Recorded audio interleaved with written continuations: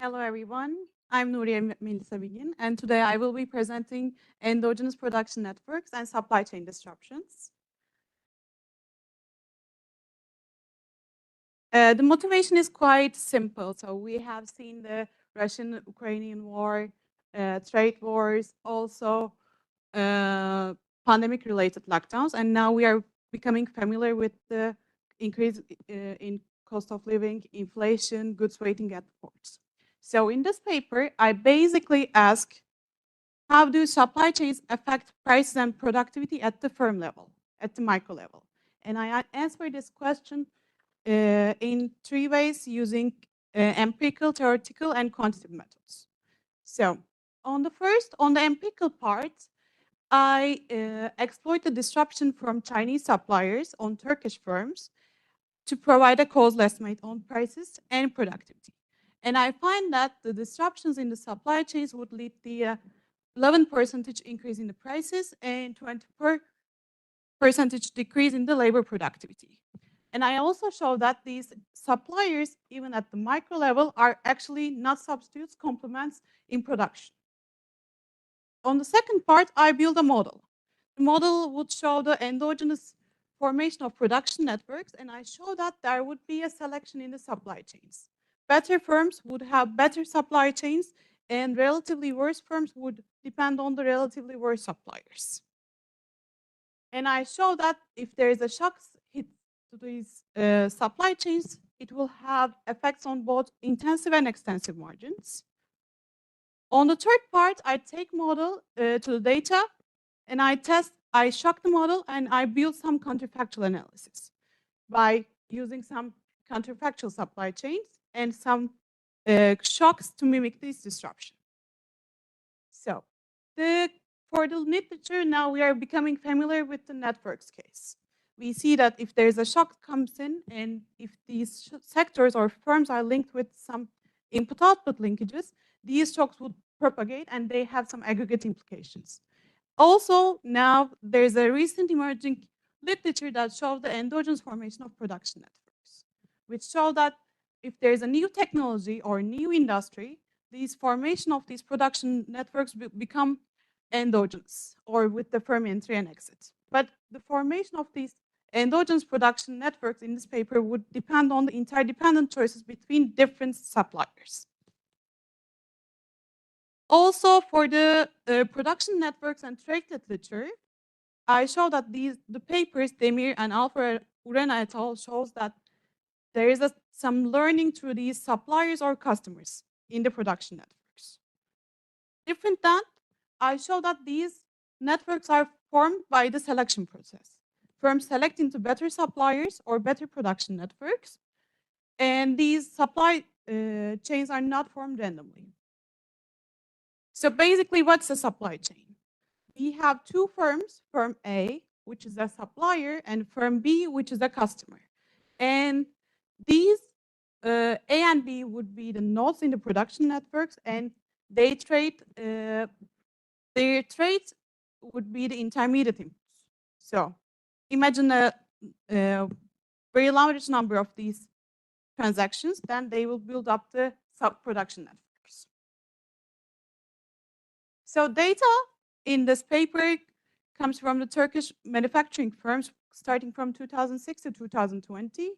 And these networks are weighted and directed depending on the VAT statements of the firms.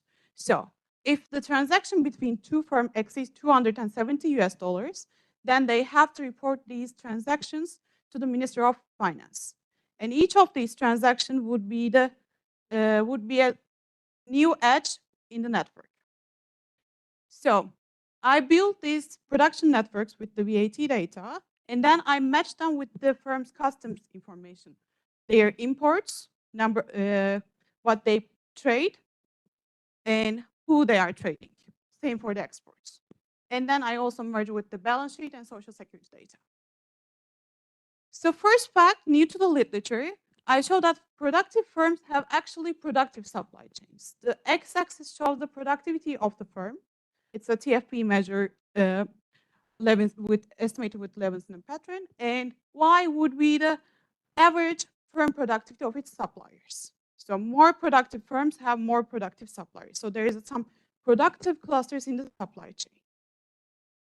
And second, this is not new to the literature, but only a small percentage of firms rely on different suppliers. So there might be some costs to find a supplier. Otherwise, we would expect a different distribution to minimize to maximize the diversification across network.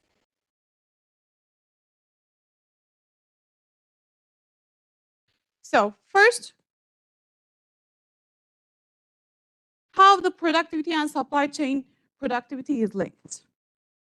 So suppose this is the network, B is the firm, and we have some several A's, which are the input suppliers, and there are some several C's, which are the customers of the firm. So we can calculate the network productivity of the supplier side by, if we weight these suppliers by their inputs, or for the customer side, we can use the sales and run basically an OLS. So these OLS estimates show that there is a significant and positive association between the productivity of supplier set and the customer set. But this is only a correlation, and we cannot answer how supply chains affect prices and productivity, and we can't find a mechanism. So the challenge then is to find an identification mechanism strategy. So best way to come up with a causal estimate is exploiting the disruption from Chinese suppliers during the lockdown. So the main identifying assumptions would be this supply chain disruption can be employed as exogenous event for all of the firms.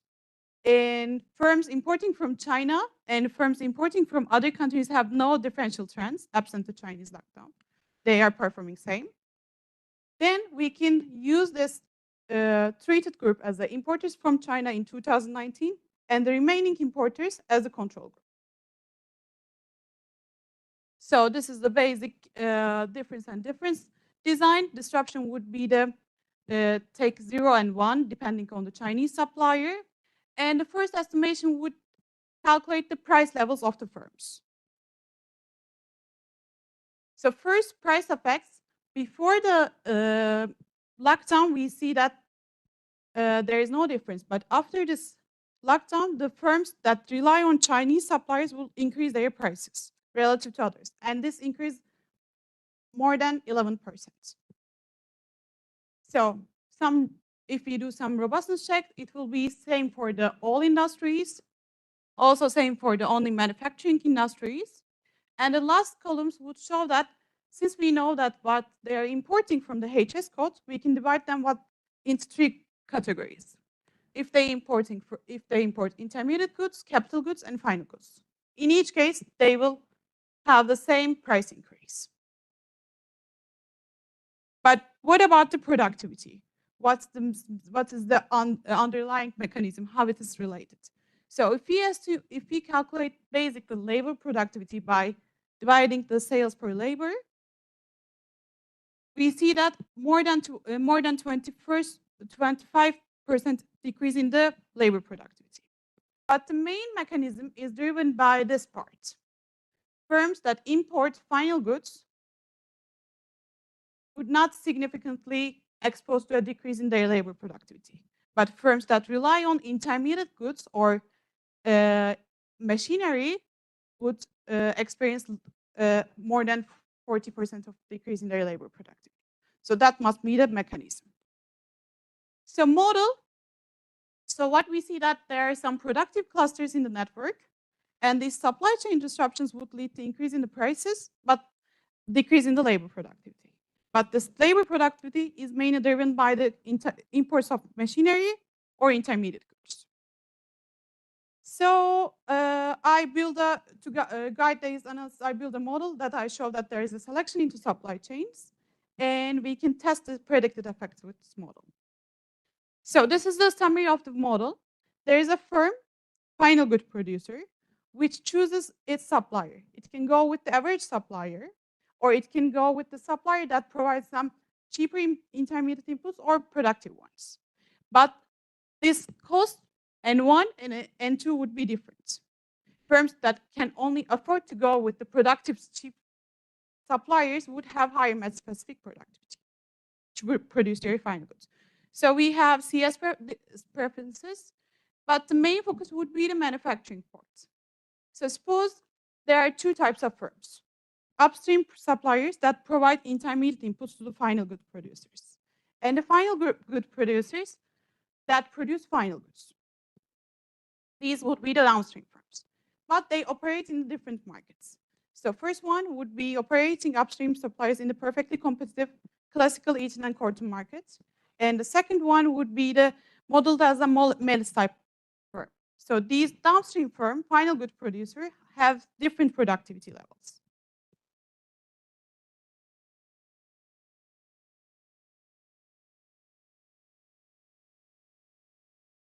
Then these upstream firms would draw their efficiency from the fresh air distribution with different location parameters. And these downstream firms would draw their efficiency from the Pareto distribution with same shape and location parameter. So then what would be the difference? There would be some sourcing cost with the supplier to go with the productive or the cheaper one. So it would be different for each supplier, and that's how they firms are forming their input-output linkages. So in that case, the better suppliers are the ones that quote lower prices, and they are associated with the higher sourcing costs. Most probably Chinese suppliers for Turkey. So in this case, there would be a self-selection of better firms or efficient firms to cheaper suppliers, and the remaining firms would source from worse suppliers. So the problem would be downstream firms first draw their potential supplier and decide whom to supply from, and then they will make the production decision. So this decision would depend on the marginal cost and the maximization of the profits. So again, classically, it will come from the fresh air distribution. These final good producers want to match with upstream suppliers that are more productive, or they want to increase their suppliers, number of suppliers, expand their network. Because they have two options. They can increase the technology of the supplier, or they want to decrease the variation in the productivity by expanding their networks. So basically, the price of the downstream firm would have this equation. Phi, the more productive downstream firm would charge lower prices, and for the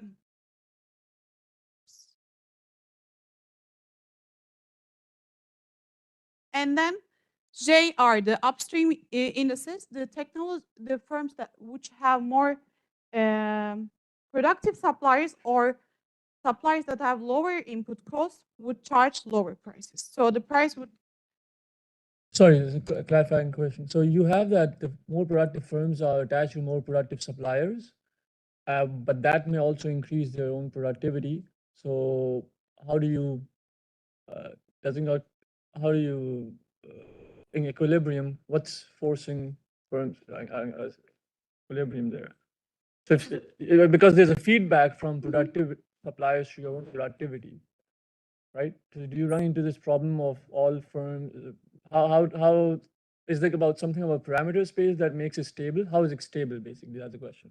So they have different fixed costs to pay and go for the more productive ones.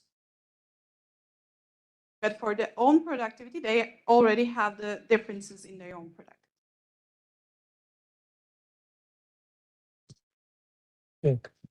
Okay, thanks. So the profit of the downstream firm would have this expression. IIJ would be the indicator function. BI would be the demand. So this equation would make the endogenous production networks, because this is not nonlinear and non-separable profit function. So each of these downstream firms that produce final goods should make their decision based on the whole supply chains, whole suppliers, not one by one. So that makes the production network interdependent. And there would be a unique industrial equilibrium. So we have the model, we have the empirical results, but how to model these supply chain disruptions? As suppliers have their fixed costs, probability of these best suppliers for Turkish firms are the Chinese ones because they have the lower factor cost, better state of art. Also, they are associated with higher sourcing costs. So in the case of these supply chain disruptions, all firms would be affected because there would be changes in the different fixed costs and there would be a new reconfiguration of the manufacturing industry. So we can model it as a disruption, as an increase in the fixed costs. So in this disruption would have several effects. First, the fixed costs are increasing. The better firms are not sourcing as much from the Chinese suppliers. So these better firms' network, supply network, would be similar to the ones that have worse suppliers. So it will decrease the competition in the Turkish market. So in that case, there would be two reasons to increase the prices. First, basically inputs are more expensive. And second, there would be less efficient due to the weaker selection. So we have this model, and to make some counterfactual scenarios, I calibrate the model with the firm level data, and then by using the simulated method of moments, I calculate the fixed cost of these suppliers. So the calibration comes from the firm level data and some sources. First, we can differently calculate the supplier advantage by using the imports of the firms. So firms that have countries that are higher sourcing potential is associated with higher number of firms, except one case, Iran. So they have higher sourcing potential, but not many firms go there for the fear of sanctions. And these productivity dispersion and demand elasticity numbers comes from the firm level data.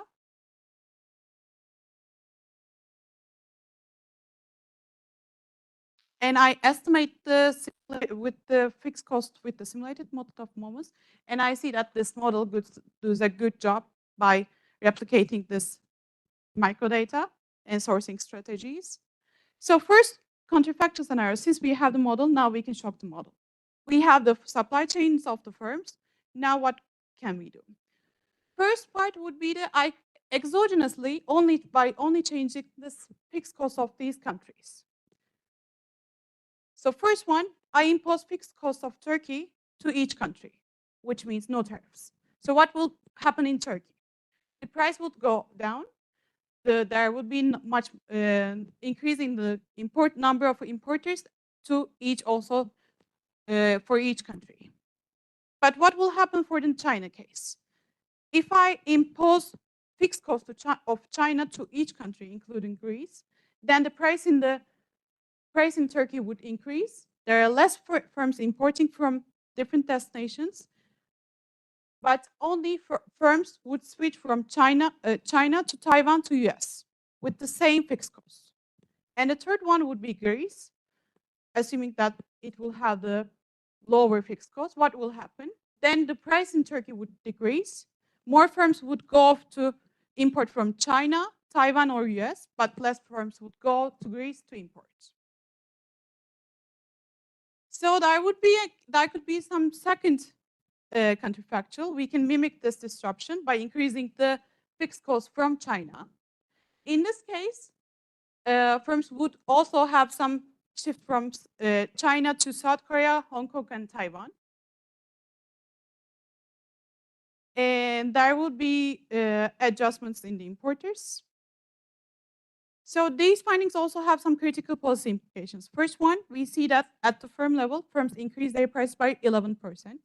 Even it's a micro finding, we know that now the economies are linked with some granular networks and supply chains. So there would be some propagation and some aggregate effects. And the second, I show that for the Turkish firms, the labor productivity is mainly driven by the imports of low-cost capital. So it also has some critical implications for shaping industrial policies. And third, this framework can be used to understand this diffusion of inflation or the intuition for the globalization trade. So to conclude, first, I show that there are some productive clusters in the production networks. Some parts are much more productive and associated with productive suppliers. And with the model, I show that there would be some selections of the production networks. These networks are not formed randomly. Also, there is no learning. There's actually a selection mechanism. And on the third part, with the counterfactual scenarios, I show that these changes in the fixed cost would have also important implications for the aggregate price in Turkey, percentage of importers. Also, it will have some third country effects.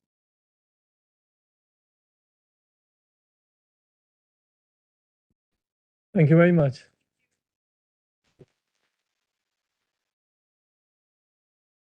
So we'll open the floor for questions now.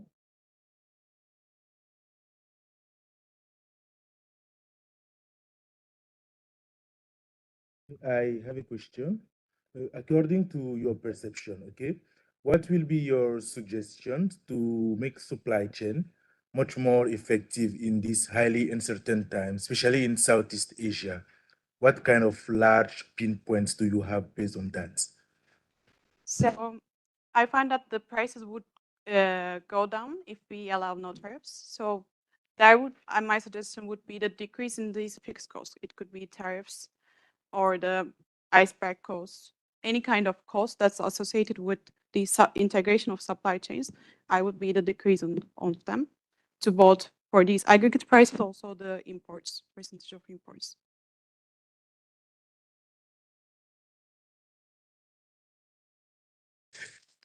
This is Fabian Vera. Good presentation. In your conclusions, you mentioned that this first paper tells about a new layer of firm heterogeneity for supply chains. Which can be the limitations or any self-awareness that you realized through your journey, and which can be the work moving forward? For what? Your work moving forward, and which can be the self-awareness or limitations of this recommendation?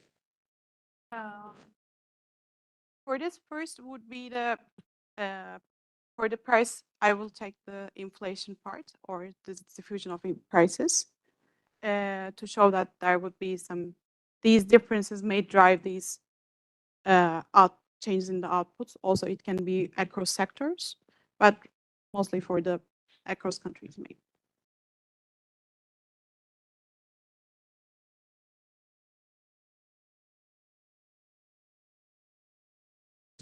When you talk about,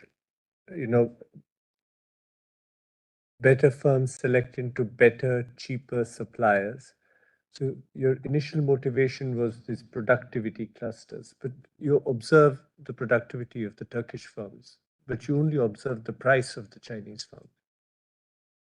And so there might be quality differences and so on. So how do we know that the firms, that the Chinese firms from which the productive Turkish firms are sourcing are indeed, have higher quality adjusted productivity? Exactly. I don't have a direct evidence, but I try to capture this by matching firm and HS product at the granular level to track the firm by assuming that it will keep the quality same. But I can't observe, are they changing these Chinese suppliers maybe more productive? I can't observe. And the disruption, you're exploiting the COVID disruption in 2020. So it was a temporary shock. China recovered much faster than any other place. I thought you also presented some results on the durability of the effect of the shock. In the sense you looked at whether the shock effect persisted in time. Why would they persist? Because if you were dependent on China, it was the first country to get back into production and supply. So what was the reason? Were these relationships durably broken, or were they revived after China came back on the market? So I assume that at this part, I'm increasing the fixed cost and I keep at the same. Like the pandemic, similar to the pandemic, it happened and it will be remaining at the same. But it would be a good idea. Can keep the increases fixed cost and then decrease gradually and see then what happens. So I'm curious about this. It's a related question on this decline in productivity. So what do you think is happening at the company level when they lose a supplier? So they lose a supplier, and then suddenly the next month they're less productive. And so, what do you think is happening in that story? Like I can understand an output drop, but it's harder for me to reconcile why suddenly like their loss of one supplier means that for every given unit of input, they're getting less output. So what do you think is like happening at the micro level? So I think they cannot, they cannot easily substitute these suppliers. Yeah, but that doesn't necessarily mean that their productivity should fall, right? Right. It's labor productivity. Oh, so this productivity measure here is labor productivity. I see. I see. It's not TFP.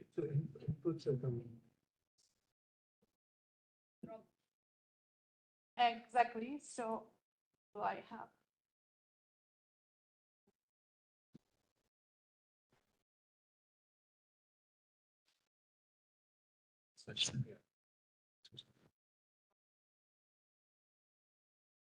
So at this first stage for the productivity, there is no significant effects 1 month after the shock.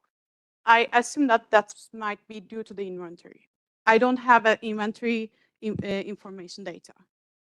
But I think after this, these differences would be depending on the inventories. But after 2 months, they start to decrease. If I could offer some answer Amit's question in terms of productivity and inventory and what that means, I think part of the challenge here is that we're looking at this on a sectoral basis. If you look at it on a firm level basis, like using say shipment data from the into US, like these bill of lading data, what's really notable is that you have a notable decline in the number of suppliers due to COVID. So on an aggregate level, you see this drop in the number of suppliers. But on a granular level, those that have remaining supplier relationships, they ramp up their inventory. So they basically boost their productive capacity. They basically ramp up their production with the given capacity in place. And what we saw was that those that have stayed in business shipped a lot more. So which might explain part of this movement that you see in terms of productivity X months after disruption. Just an observation.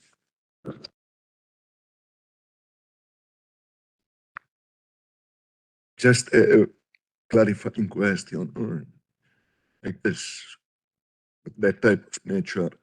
Why the choice of modeling the disruption as increase in fixed cost as opposed to alternative approaches? So I thought at first that there must be some differences to reach these suppliers. So since these suppliers have some different costs, so I try to model it as these better Chinese firms to increase them, to not to reach them, to try to be mimic the pandemic.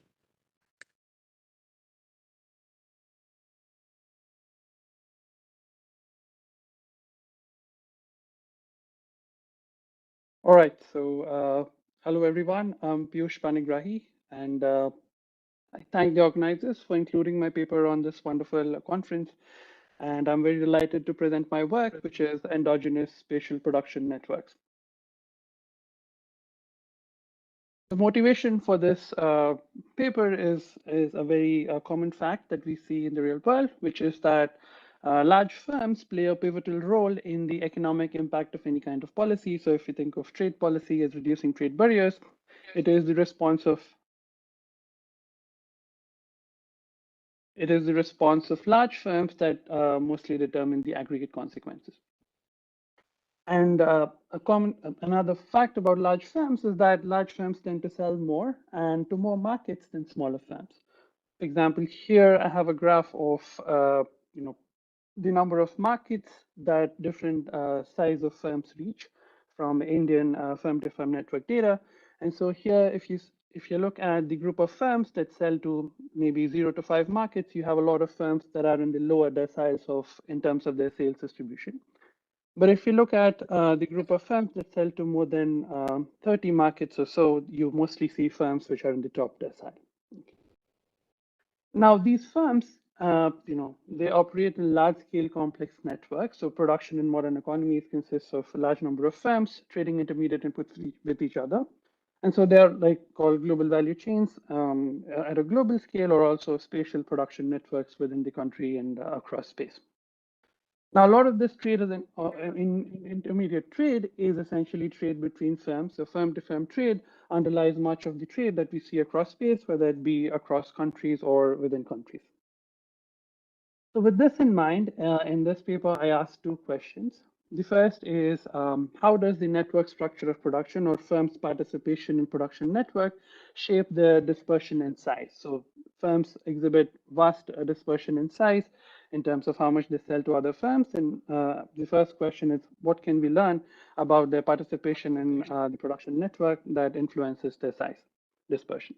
The second question that I ask in this project is, how do changes in spatial frictions to trade? So these firms, they're not located at one point in space, they're located at different points in space. How do changes in changes in frictions to trade across different locations affects the network structure of production and also eventually the firm size dispersion? To give you a preview of the result, to answer the first question, I use firm-to-firm transactions microdata from Indian VAT records. And I find that endogenous network formation, which is firms choosing who their suppliers are and how much to source from them, accounts for over 80% of the variation that we see in firm size dispersion across the distribution. Now, to answer the second question, which is how changes in spatial frictions to trade affect the network structure and hence firm size dispersion, I develop a tractable model of network formation between spatially distant firms. So this is going to be a model where firms that are located in different points in space decide which firm and at which location they're going to source their inputs from endogenously. And I complement the model with a scalable framework for structural estimation and counterfactual analysis. So typically these are models with millions of firms taking independent decisions. And so estimation can sometimes be difficult. And so here I present a scalable framework where you can estimate such a model for any number of firms.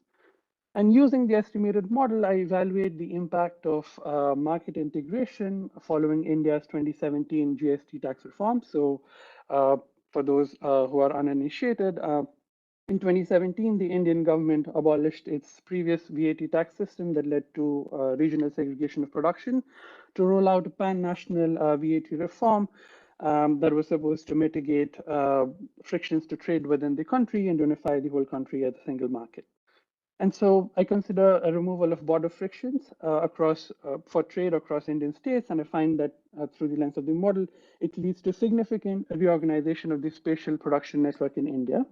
And as a result of this kind of market integration exercise, the dispersion and connectivity of firms across the network increases. So, more connected firms become even more connected, and less connected firms become even less connected. But at the same time, I also find that there's a reduction in the dispersion in firm size. So even though more connected firms become more connected, they eventually lose out in terms of overall sales for other reasons. And so these over half of the variation in these changes, whether it be in connectivity or firm size dispersion, is driven by endogenous network changes. That is, firms choosing who to source inputs from and how much to source from them. So this paper is related to three strands of literature, as Nuri has already pointed out, so it makes it easier for me. So the first strand of literature is the group of models that model endogenous production networks. So this is, and relative to this literature, I provide an empirically tractable model that can be feasibly estimated for a large number of firms, and also by including spatial frictions to trade or within country frictions to trade. And it relates to the literature that studies shocks to network economies. And here, relative to that, I accommodate endogenous network changes in response to shocks. Now, the paper also relates to a long line of literature on firm heterogeneity. And relative to this literature, I study heterogeneity arising from engagement in input-output linkages and furthermore across space. So this is not, a single location model. Okay. So the data for this project comes from the universe of firm-to-firm transactions across 5 Indian states. So these 5 Indian states consist of 141 districts. So I'm going to build a model of trade between districts in India. And the data runs for 5 years, 2011 to 2016. It covers over 2.5 million firms with 103 million firm-to-firm connections between them. Now, this data comes from 6 parts. We have 5 within-state firm-to-firm transactions data set and 1 cross-state firm-to-firm transactions from the federal government. So put together, this data consists of the complete production network of firms in these 5 states in India. And these 5 states account for roughly 40% of India's GDP in the last year of the data. And there's a lot of diversity in terms of the states that are there in the sample. So we have rich and poor states versus near and farther states as well. So there's sufficient spatial diversity as well as economic diversity in the group of states here. Yeah. So the first thing that I learned from this data set is that larger firms, they tend to have more buyers. So here we have the red firm, which has 4 buyers, and the blue firm, which has 2 buyers. And so on average, the red firms are larger than the blue firms. And the number of buyers margin explains around 35% of the variation in the variation of the sales across firms. The second thing that I find is that larger firms also tend to be used more intensively by their buyers. So here on the left, you see a red firm, which has 4 customers, and it accounts for 50% of its customers' cost shares, right? So it's an important supplier to its customers. And on the right-hand side, you have a blue firm, which again has 4 customers, but it only accounts for 10% of its customers' cost share. So what I find in the data is that these red firms tend to be larger than the blue firms in the sense that firms which are more important to their buyers are also typically larger on average. And this margin, which is the average intensity of use across buyers, accounts for another 46% of the variation in sales across firms. And the third margin is that larger firms also tend to have larger buyers. So here I have a red firm, which sells to a lot of bigger firms, whereas the blue firm, which again sells to 4 smaller firms. And on average, these red firms, again, tend to be larger than the blue firms. And this last margin accounts for the remaining 19% of the variation. So what I've done here is an exact decomposition of firms' sales to other firms into 3 separate margins. The first margin is the number of buyers, the second margin is the share of buyers' costs, and the third margin is buyer size. Okay.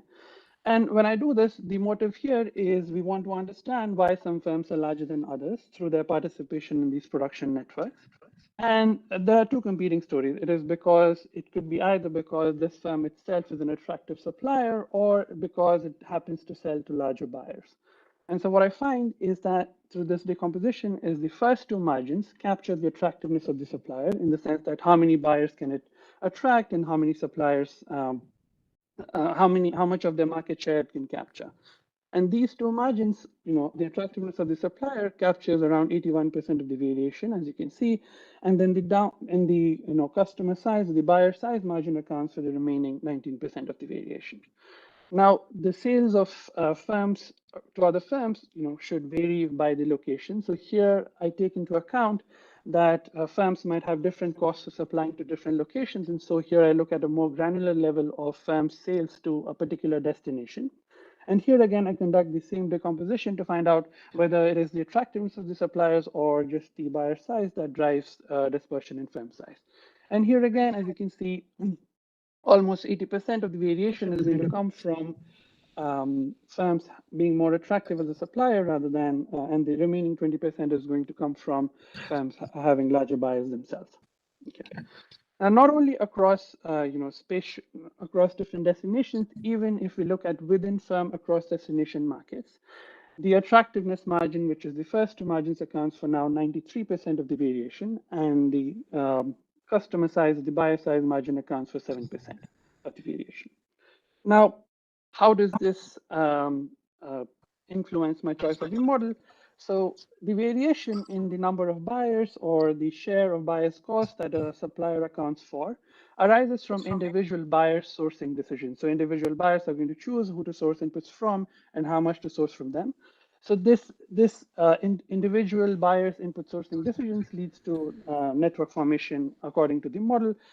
And so I'm going to take this as motivation that a large part of the variation in firm sizes are arising from this endogenous network formation between firms. And so putting the first two margins together, I regard this as the endogenous network margin. And with that in mind, I develop a model of endogenous network formation between firms. The way the model is going to reconcile with the facts that I just showed is that, in the model, low production cost firms will end up larger. And why is that? Because they're going to find more buyers. Just by being attractive, they can, being a productive supplier, they're going to find more buyers. And not only are they going to find more buyers, they're going to be used intensively by their buyers. And because these buyers use cheaper inputs intensively, they lower their production costs themselves and become more attractive suppliers, and they become larger themselves. So the first order effect is that, because of attractiveness of firms, a low production cost, because of whatever reason, they attract more buyers. Their buyers become low production cost suppliers to even more downstream buyers, and they become larger themselves. So through this model mechanism in the cross section, we would see that larger firms tend to have more buyers. They tend to be used more intensively by their buyers, and they also tend to have larger buyers. So with that in mind, I'm going to develop a general equilibrium model of firms located at different locations. So here I have two locations, A and B. There's going to be trade and intermediate inputs between firms across locations and within locations. Labor is going to be sourced locally by these firms, and consumers can source final goods from any location. So there's going to be trade across locations, and trade across locations is subject to iceberg costs, and so it's going to be costly to trade from a different location. Okay. And so here in this presentation, I'm going to focus on the production side of the model because that is where the meat of the model happens. Okay.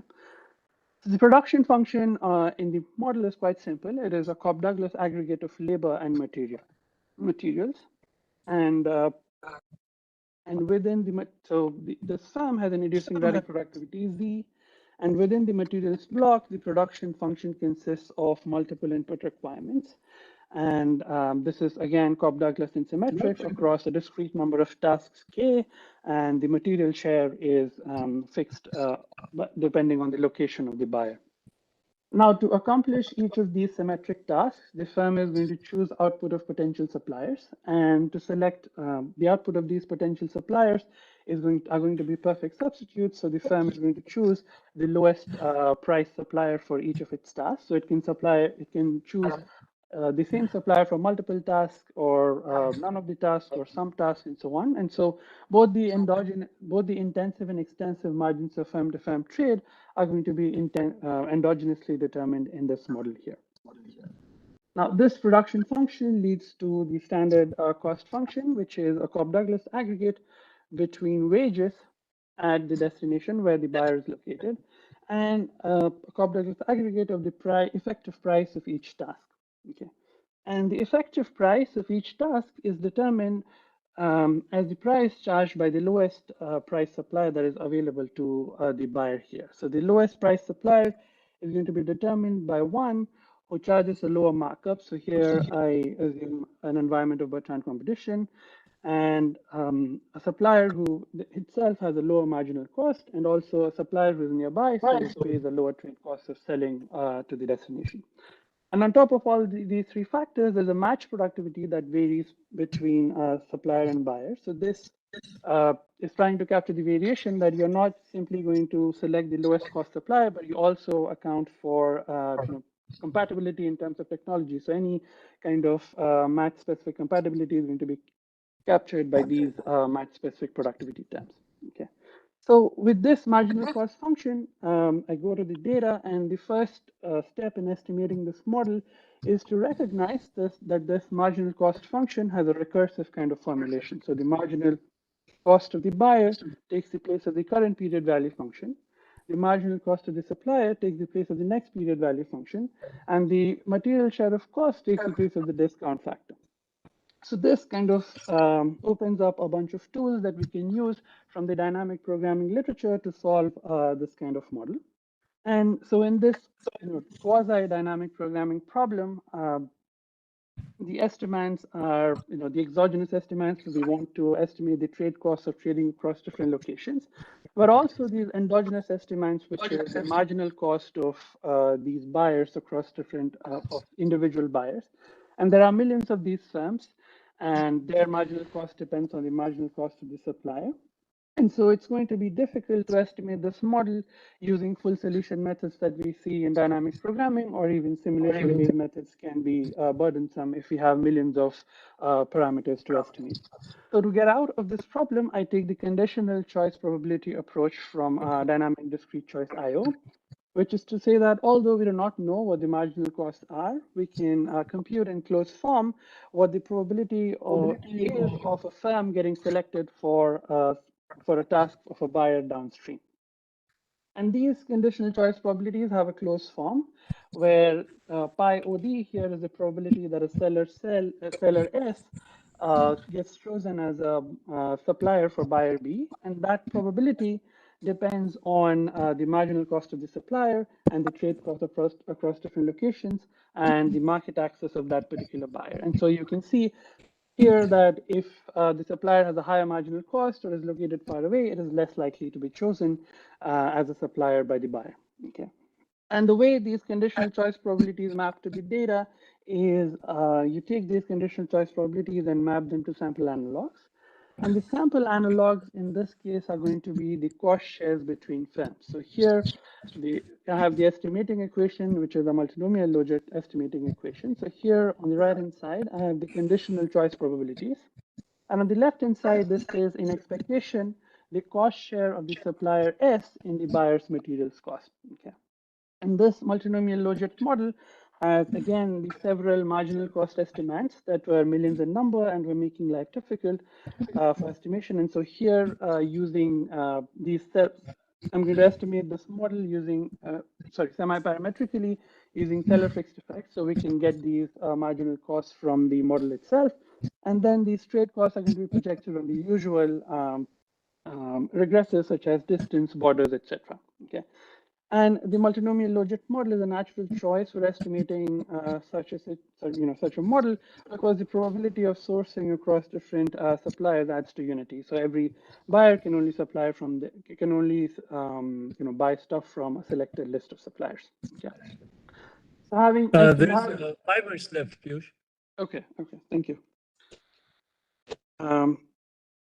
So moving to counterfactual analysis, I'll be quick about this. So in aggregate trade models, we do exact hat algebra to find out the response of shocks. And aggregate trade models are somewhat degenerate in the sense that they lead to a unique model prediction which maps to observed data. Now, in a model with large networks and granularity, there's a lot of noise that happens at the granular level, and so the model is non-degenerate in the sense that it leads to a distribution of model predictions, and observed data is only one realization of what the model could predict. And so to conduct counterfactual analysis, I make an additional step where I take the observed data and I estimate the model, and using the estimated model, I compute the expected value of model predictions conditional on the initial state. And then the counterfactual evaluation then entails that I compute the change in these expected value of model predictions when I go from the initial to the counterfactual state. Okay.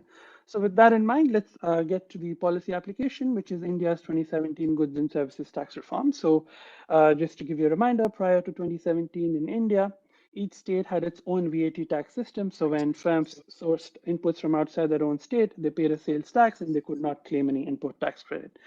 So this itself made sourcing inputs from outside your own state costly. And so that was kind of the tangible cost, but there are also several intangible costs in terms of entry taxes and border inspections that made it even more expensive to source goods from outside your own state. And so this led to large border frictions across for trade across states, and there was some sort of a regional segregation of production in India. Okay. Now, in 2017, what the GST reform or the Goods and Services Tax Reform did is it harmonized the VAT system across different states. So these 30 odd VAT tax systems across India were abolished and they were replaced by a single unified tax system for the entire country. And with this, input tax credits could be obtained irrespective of where you source inputs from, where you source outside your own state or within your own state. And the motive for this kind of a reform was to alleviate these border frictions across states and create a unified market within the country. Okay. So the counterfactual exercise that I'm going to do is I estimate these border frictions for district pairs that cross state borders. So this is kind of the interstate border effect. And this is already controlling for border effects such as the inter-district border effect. So it's like a nested border effect, and I'm taking the border crossings of district pairs which cross state borders. And for these district pairs that are in different states, border frictions account for around 90% of estimated trade frictions. And so in the counterfactual analysis, I reduce these trade frictions by these 90%. And what do I see in the counterfactual equilibrium? I see that the production network reorganizes across space quite significantly. The dispersion in network connectivity across firms increases, which means more connected firms become even more connected and less connected firms become even less connected. But at the same time, the dispersion in intermediate input sales across firms declines. So the larger firms, for the more connected and the larger firms, their sales is going to decline, whereas for the smaller firms or the less connected firms, their sales is going to increase. And over half of this variation is explained by endogenous changes in network structure. So to put that in mind, so this is a graph of the sales of different firms relative to the median firm. In red is the counterfactual state, and blue is the initial state. So if you look at the top quantile firm, the top quantile firms is around more than 3,000 times larger than the median firm, whereas in the counterfactual state, which is in red, it's somewhat less than 3,000. And you can see a monotonous, this pattern is quite similar for firms at different quantiles. Okay. So looking at the whole distribution, this is the change in sales of firms relative to the median firm. So here you can see the sales of firms above the median are going to decline. And so you see a reduction in the dispersion. They move closer to the median firm, and then firms which are below the median, for them, the sales is going to increase, and so they move above, closer to the median firm again. So there's a shrinkage of this firm size distribution. Okay. Now, how does this happen? So to understand the mechanisms of how the shrinkage in the firm size distribution happens, I separate the change in sales across different sales quantile into the change in intensity of use, which is kind of the first margin or the endogenous network margin that I was talking about, and the change in average buyer size across firms. Okay. I'm roughly out of time, but I'll wrap up in 2 minutes. Okay. And so to understand this, let's think about the top 5% firms. For the top 5% firms, their intensity of use is going to increase, which means they're going to find more buyers and capture larger market share among their buyers. But at the same time, these are firms that are more likely to be connected to firms at the top percentile of the sales distribution.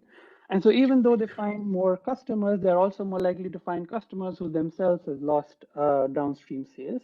And so for these firms, the average buyer size is going to decline. So the net effect is that even though for the top 5% firms, even though they become more connected, their buyers themselves lose in terms of size, and so the net effect is that the sales declines. Now, if we go to the next 5% firms, which is kind of like 90 to 95 percentile firms, and so here what happens is they of course have an increase in intensity of use, so they become more connected. But they also are more likely to be connected to firms in the top quintile, and so their average buyer size decreases. But overall, the net effects of these firms is that the increase in intensity of use is going to dominate the decrease in buyer size, and so eventually their sales are going to increase. And then looking at the next 60 to 90 percentile of firms, for them again, they become more connected, and their buyer size also increases because they are less likely to be connected to these firms which are lost in terms of sales. And so the net effect of these two, these two margins reinforce themselves, and so the sales of these group of firms increases. Now, the fourth group is the ones for which they lose in terms of connectivity. So they lose their buyers or decrease the market share among existing buyers. And for these firms, they're even less likely to be connected to firms at the top quintile. So their buyer size also increases. So the net effect is that for these large majority of firms for whom the connectivity has decreased, their buy size instead increases, and that kind of effect dominates on the sales part. And so you see that the sales of this large majority of firms is going to increase. Okay. Now, to understand the contribution and put a number, the contribution of these margins and put a number on the contribution, I'm going to conduct a decomposition of the percentage change in sales into the percentage change in the intensity of use, percentage change in average buyer size, and a second order term. And the percentage change in intensity of use is going to put a number on the contribution of the endogenous network margin. And so here, what I find is that across all states, more than 50% of the changes in firm sales to other firms is going to come from endogenous changes in network structure. And on average, this is 72% across states. Now, on the right-hand side, within states across districts within the same state, you also see that it's almost always more than 50%. And so the endogenous network margin is what is driving this change in firm sales to other firms. Okay. So with that, I'd like to conclude by saying that I develop a tractable model of endogenous spatial production networks to explain new stylized facts about firm heterogeneity. And I propose a scalable framework for explanation and counterfactual analysis that does not run into problems, even if you have millions of firms in the model. And I study market integration following India's GST reform, which leads to reduced dispersion across firms and mostly due to endogenous network changes. Now, irrespective of the application here, I think it's a fertile baseline model for studying the impact of both micro shocks. So this is shocks at the firm level, and also macro shocks. This is shocks at the regional level on the spatial network economy, where we account for these endogenous network changes. And so with that, I'd like to thank you for your time. And if you have any questions or comments, this is my email, and now I'm open to questions as well. Thank you very much.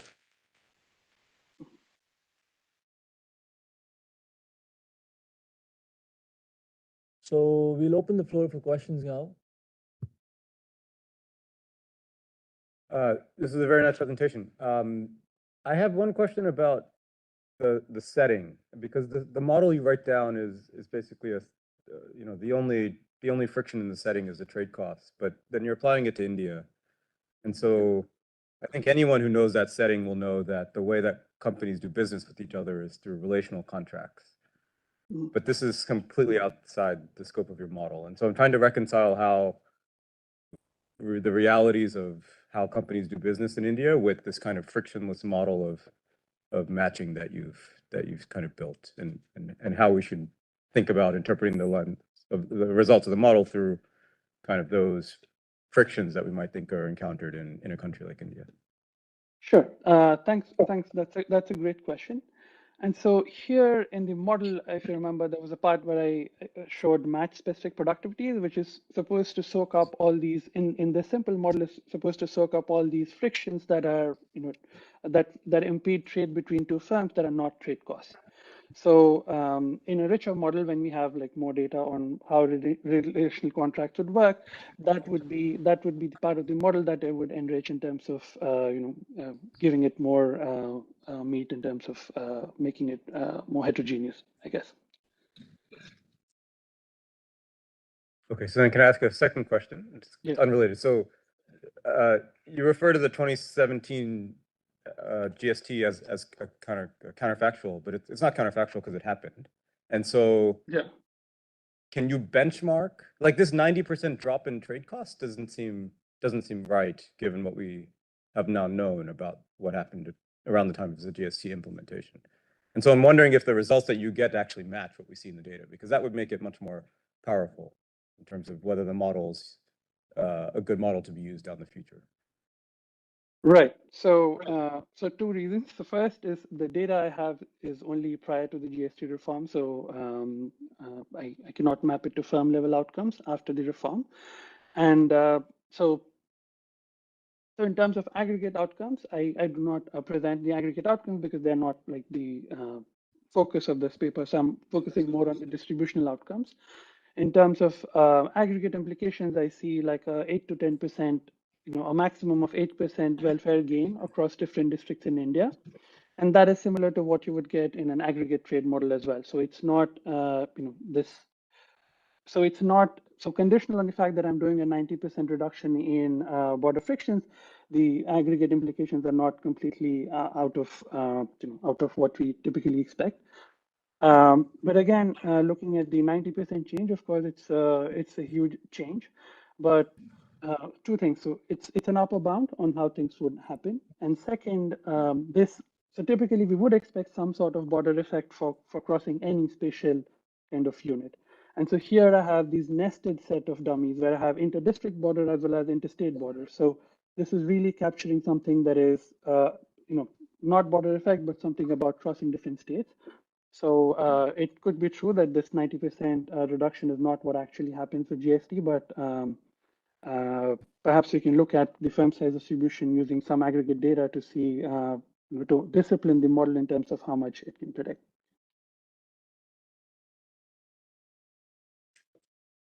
Thank you. Thank you very much for the very interesting presentation. I've got a small question in the comment. It's on the intensity of use. You use this average intensity. I'm just wondering, do you take into account indirect effects, so buyers of buyers, or buyers of buyers of buyers? So what does that imply for the value chain in terms of its length and intensity? That's my question. Thanks. That's a great question. So the direct effect is the intensity of use, and the indirect effects, which is the second order effect and the higher order effect, are going to be captured through the buyer size. So the fact that you being a low marginal cost supplier makes your buyers more productive is going to be captured by the size of the buyers, and so that kind of captures all the second order and higher order terms, if that answers your question. So if you think about, let's say, the expansion of the Leontief inverse, the first term is going to be the intensity of use, and the remaining terms are going to be the average buyer size. Okay, thanks. And the other comment is that I find your paper very interesting for, I think Brazil is trying to do something similar. They've been planning to try and reform their tax system as well. They have similar problem to India. So your research and your prediction for India are very interesting, especially in the case of Brazil. Thanks. Thank you. I would like to be involved in that if possible.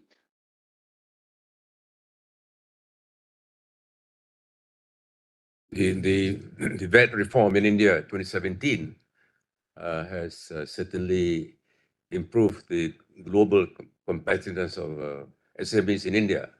And that's based on intuition. And there's a big impact on Indian SMEs. Huh? Can you share with us? I mean, that's intuition, as I said. Have you done any study on how the VAT reform 2017 has lifted the productivity of Indian SMEs, and because of that has improved the global competitiveness of Indian SMEs? Yeah, so I mean, my model is quite simplistic to talk about these rich implications, but so any sort of exercise that reduces frictions of trading between firms within a country is going to improve productivity overall.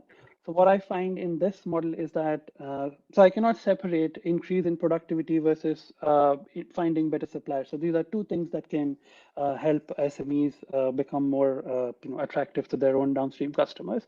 So here what I find is that when we have a market integration exercise, in the sense that even small firms find it easier to sell to further locations, then for the firms which are smaller, they grow relative to the firms which are larger, because even though these firms are not like an important part of the production network, they still exist in the sense that they keep supplying to their own customers, and they increase in size after this kind of a reform. I hope that answers your question. If not, please let me know.